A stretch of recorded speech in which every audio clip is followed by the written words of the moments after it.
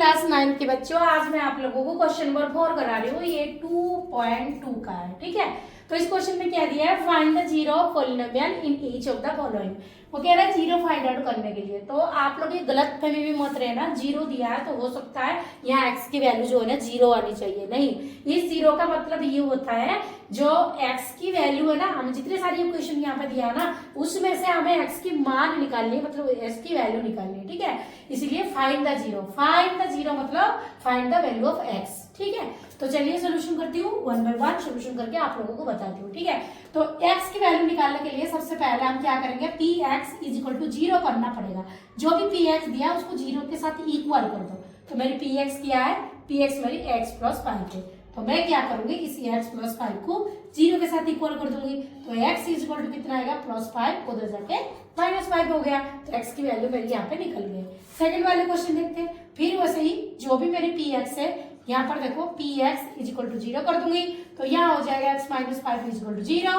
तो x is equal to -5 उधर जाके +5 हो गया। तो यहाँ पर मेरी एक्स की वैल्यू मिल चुका है, कितने मिल चुके हैं, 5। इसी तरह इसको भी करूंगी, t x is equal to zero मतलब 2x plus 5 is equal to zero and 2x is equal to plus 5 उधर जाके -5 हो जाएगा and x is equal to कितना आएगा, -5। ये 2 मल्टीप्लाई इधर डिवाइड हो जाएगा, ओके। देन हम ये वाला क्वेश्चन करवाती हूँ मैं 3x माइनस 2। तो 3x minus 2 is equal to zero. Then 3x is equal to कितना हो जाएगा, 3x इज इक्वल टू हो जाएगा -2 कितने हो जाएगा, +2 हो जाएगा, ठीक है।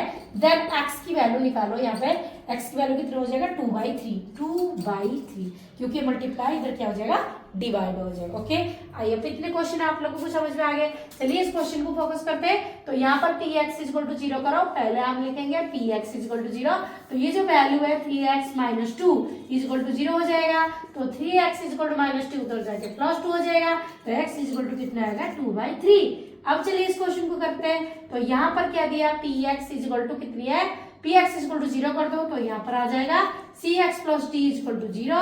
तो cx इज इक्वल टू कितना आ जाएगा, प्लस d उधर जाके -d हो जाएगा और x इज इक्वल टू कितना आएगा, -d अपन में c। ये मल्टीप्लाई इधर डिवाइड हो जाएगा, ठीक है। तो इसमें से एक मेरी ये 5th वाला क्वेश्चन यहाँ पर रह गए थे, यहाँ पे थोड़ी सी मतलब स्पेस नहीं थे, तो मैं 5th वाला क्वेश्चन को यहाँ पे करा देती हूँ। या तो आप लोग इसको है ना उतार लो, मैं 5th वाला क्वेश्चन करा रही हूँ आप लोगों को, ठीक है।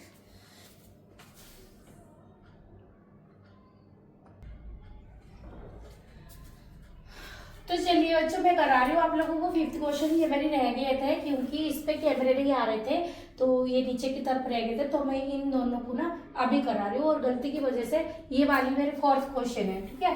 तो मैंने इसको गलती की वजह से 6 कर दी थी, तो आप करेक्शन कर लो, ठीक है। तो छोटी मोटी गलती तो होती ही रहते हैं, ठीक है। तो चलिए पी एक्स हम क्या करेंगे, यहाँ पे p x is equal to zero कर देंगे। तो यहाँ से जो 3x है, 3x is equal to zero हो जाएगा। x की वैल्यू कितना आएगा, 0/3। अब आप इसको डिवाइड करेंगे तो 0 आ जाएगा, ठीक है। तो इसी तरह यहाँ पर भी p x is equal to zero. तो पी एक्स की वैल्यू x है, तो x is equal to zero और x is equal to 0/a। 0 को अगर किसी भी नंबर पे आप बच्चों डिवाइड करोगे तो यहाँ से क्या निकल कर आएगा, तो 0/a इज इक्वल टू 0 आ जाएगा, ठीक है। तो ये फाइनली इन दोनों का आंसर आ चुका है। आई होप आप लोगों को समझ में आ गए होंगे।